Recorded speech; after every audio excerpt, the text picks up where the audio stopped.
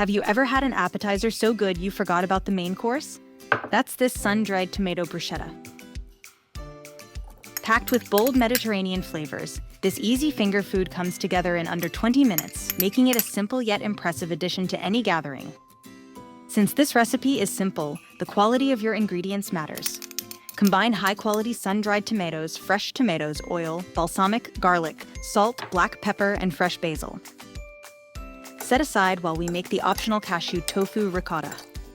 Next, blend tofu, cashews, nutritional yeast, lemon juice, garlic, salt, and pepper until you get a creamy vegan ricotta. The ricotta is optional but highly recommended if you want to add a rich, creamy contrast to the tangy sun-dried tomatoes and crunchy bread. For the best texture, use crusty bread like sourdough or French bread. Day-old bread crisps up well, but fresh bread works too. Slice the loaf into diagonal slices, brush with olive oil, and toast until golden and crispy.